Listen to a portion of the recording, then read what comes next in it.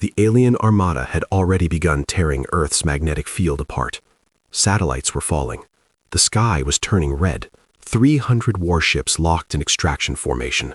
Then, every ship shut down at the exact same time. No explosion, no attack, no human fleet, just silence, because we sent a librarian. 3 hours earlier, the sky changed without warning. Auroras burned across the equator in the middle of the afternoon. Not soft waves of light, violent streaks of green and red tearing through blue daylight. Satellites began falling. Communication grids flickered. Across the world, compasses spun wildly. Above Earth, 300 Kurthon warships formed a perfect ring. They weren't targeting cities. They were targeting the planet itself. Narrow extraction beams pierced the magnetosphere, pulling at the invisible shield that protects every living thing from radiation. In the United Nations emergency bunker, alarms screamed. "Magnetic field down 3%. That's not solar activity, that's artificial. Extraction confirmed." On every surviving screen, a transmission forced its way through. Supreme Marshal Virex Halden appeared. Tall, controlled, expressionless. "Your planet's magnetic field is required for Kurthon's survival." Behind him, extraction beams intensified. "You will send one authorized diplomat to formalize evacuation terms." Another satellite burned through the atmosphere. "Compliance ensures your species survives relocation." A pause. "Refusal accelerates extraction." The message ended. In the bunker, silence hardened. "Field strength 95% and falling. If it drops below threshold, atmospheric degradation begins within months." The president looked around the room. "They're draining us while offering negotiation." "Yes, that means they still care about legitimacy." "Or optics," a general muttered. "Prepare a shuttle." "For who?" She didn't hesitate. Dr. Ilara Vaughn. At that exact moment, Dr. Ilara Vaughn was not in a bunker. She was in a university archive room surrounded by shelves of old digital storage drives and printed manuscripts. The lights above her flickered. Outside the windows, the sky glowed an unnatural green. Her phone vibrated. Unknown secure channel. She answered. "This is Vaughn." The president's voice came through directly. "Dr. Vaughn, we need you." A pause. Not panic, not shouting, just wait. "The Kurthon are extracting our magnetosphere," the president continued. "They've requested a diplomat. I'm sending you." Ilara closed her eyes for half a second. Around her, students were staring at the sky in confusion. She wore a simple gray cardigan over a white shirt, sleeves slightly rolled from handling archival material. No armor, no insignia. Thin frame, dark hair tied back loosely. She looked like what she was, a librarian. "You understand their founding doctrine better than anyone alive," the president said. "If they still recognize legitimacy, you're our best chance." Outside, sirens began to sound across the city. Ilara opened her eyes. "When do I leave?" "Now." She grabbed her coat. No dramatic speech, no hesitation beyond that first second. As she stepped outside, crimson light reflected off the glass buildings. The sky was bleeding. The shuttle launched through unstable magnetic interference. Earth's field, 92%, 91. Above, the Kurthon flagship dwarfed the human craft. It wasn't designed for beauty. It was designed for dominance. Inside the command chamber, Supreme Marshal Virex Halden watched as the airlock opened. He expected a general. He expected defiance. He saw a woman in a gray jacket. "You sent a civilian," he said. His officers made faint, dismissive sounds. "You entrust planetary survival to an archivist?" Behind him, a massive circular system display pulsed steadily, the central intelligence coordinating all 300 warships. Extraction rates continued rising. Earth's field, 89%. Ilara didn't raise her voice. "You remember your first survival doctrine." Halden's expression did not change. "Our doctrine is survival." It wasn't always defined as conquest. Behind him, the circular display flickered, so slight it could have been dismissed. One officer glanced down at his console. Minor synchronization delay in outer ring. Extraction continued. 88%. Halden ignored it. "You believe philosophy can stop inevitability." "No," Ilara said quietly. "I believe architecture can." Another flicker. This time, one extraction beam dimmed for nearly a full second before stabilizing. Inside the bunker, they dropped intensity. For how long? Less than a second. Back in the flagship, Halden's eyes narrowed. That fluctuation is irrelevant. Machines don't hesitate without cause, Ilara replied. The display behind him glowed brighter for a moment, recalculating. 3 ships shifted alignment by fractional degrees before correcting. An officer spoke more urgently now. Marshal, command synchronization is rechecking priority layers. Extraction steadied again. 87%. The planet was still being drained, but for the first time in 117 campaigns, the Kurthon fleet had hesitated, and Virex Halden had noticed. Earth's magnetic field dropped to 86%. Auroras tore across continents, air traffic grounded, power grids flickered across major cities. In the bunker, if it hits 80, upper atmosphere destabilizes. They're not firing weapons. They don't need to. Above Earth, the Kurthon beams continued pulling, steady, confident, relentless. Inside the flagship, Virex Halden stood inches from Ilara Vaughn. "Sign compliance," he said. "Your extinction does not need to be painful." Behind him, the circular fleet display glowed deep blue, stable, absolute. Ilara removed a thin metallic shard from her jacket. Halden's eyes hardened. "That device is not authorized." "It belongs to you," she replied calmly. She placed it on the diplomatic console. The interface scanned it. The circular display behind Halden flashed white, sharp, sudden. An officer stiffened. "Archive authentication detected." Halden turned sharply. "Source." Ilara answered this time. 100 years ago, a damaged Kurthon vessel drifted beyond the edge of our solar system. It never returned to you. The chamber went still. "We recovered it," she continued. "It wasn't a warship. It was an archive." The display brightened again as the shards synchronized. "You left your early civil records inside it, your founding doctrine, your first survival law." Ancient Kurthon script spread across the circular display. Original survival doctrine. Preserve emergent intelligent life. Silence pressed against the walls. Extraction beams continued. Earth's field, 85%. Halden's tone sharpened. "That doctrine predates necessity." "It predates conquest," Ilara corrected. The blue glow behind him split. Red lines began cutting through it. An officer's voice lowered.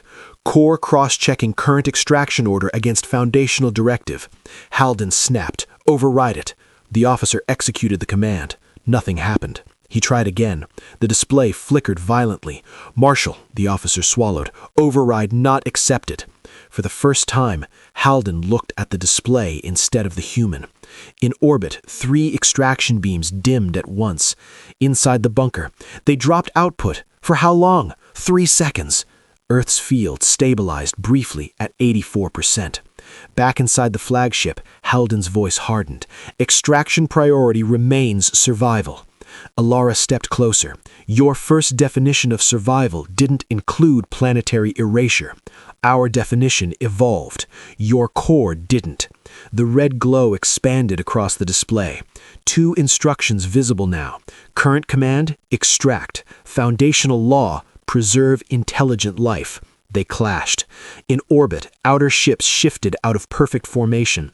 Tiny misalignments, but spreading. An officer swallowed. Synchronization drift increasing. Halden activated manual command. His insignia on the console flickered.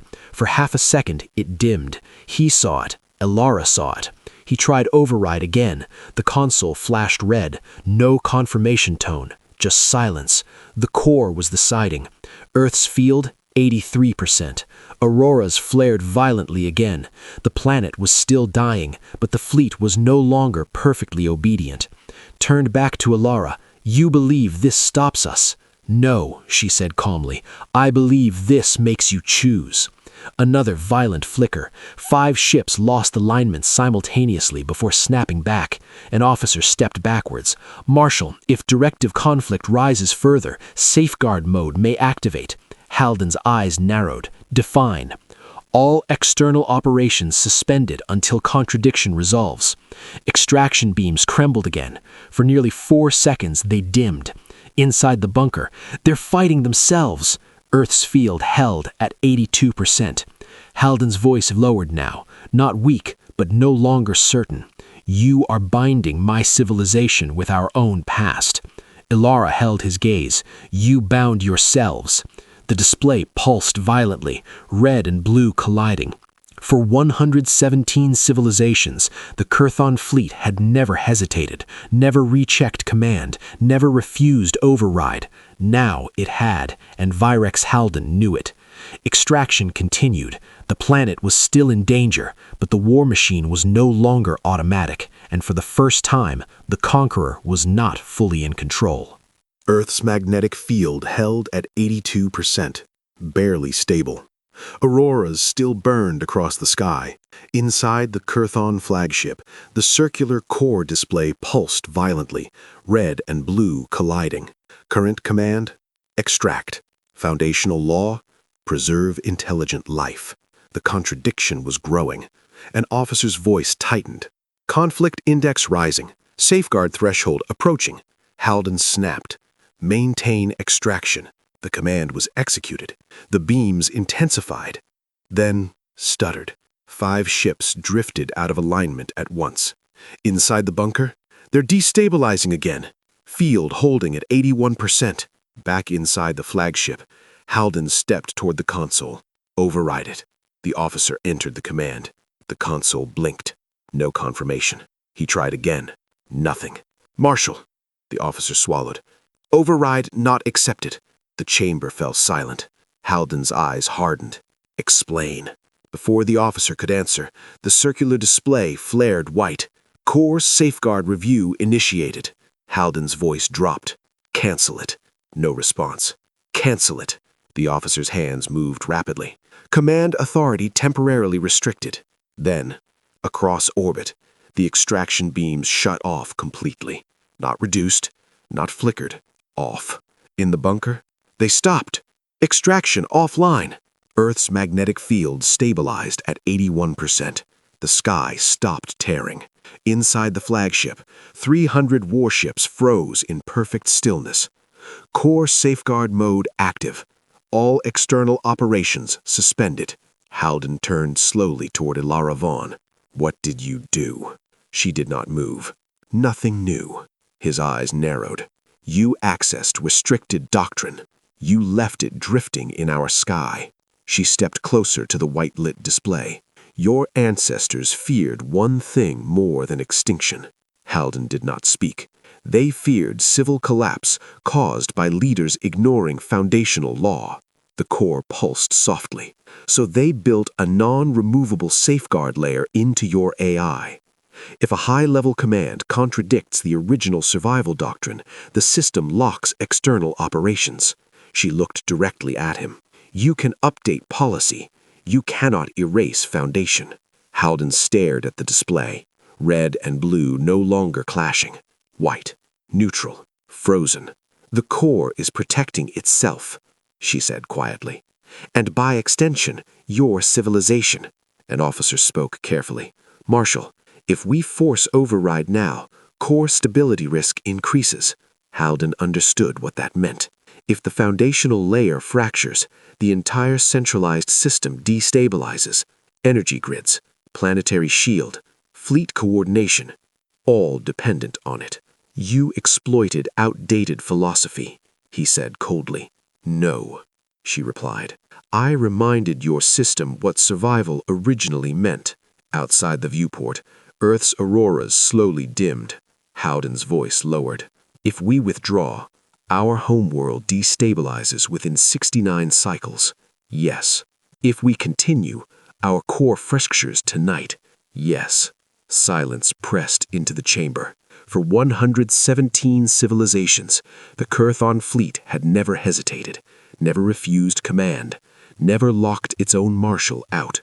Now it had. Halden studied the woman in the gray jacket. You planned this. Yes. For war? For the possibility that you would refuse to think. The white-lit core display reflected in his eyes.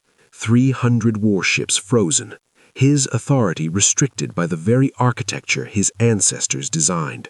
And in front of him, a librarian who knew that architecture better than he did. For the first time, he was not facing prey. He was facing preparation, and the war machine was no longer in his control. 300 Kurthon warships hung motionless above Earth. Extraction offline. Weapons cold. Safeguard active. Inside the flagship, the core display remained white, neutral, waiting. Virex Halden faced Alara Vaughn. For the first time since arriving in Earth's orbit, he was not commanding. He was asking, "What solution do you propose?" Alara did not hesitate. "You don't need Earth's magnetic field," she said. "You need magnetic stability." Halden's eyes narrowed. "It is the only compatible planetary field within range." "It is the only one you can take quickly," she replied. She raised her hand. A projection appeared above the diplomatic console, a model of a planet. Around it, multiple orbital rings. "This is a distributed magnetic lattice," she said. "Orbital generators placed in high orbit, each one produces a controlled magnetic field." The model pulsed, multiple emitters overlapping. "If one fails, the others compensate." She looked at him directly. No single point of collapse. An officer spoke carefully. "That would require enormous energy." "Yes," Alara replied, "which you already generate. You centralized it." She adjusted the projection. The single glowing core at the center split into multiple smaller nodes around the planet. "You built one mind to control everything. That made you efficient." She paused. "It also made you fragile." Halden studied the model. "Decentralizing the core would require restructuring our command hierarchy." "Yes." "Restoring the original doctrine layer?" "Yes." "And admitting our expansion strategy was flawed?" "Yes." Silence filled the chamber. This was no longer about engineering. It was about identity. Halden spoke slowly. "You could have offered this immediately." "Yes." "Why did you not?" Alara's voice remained steady.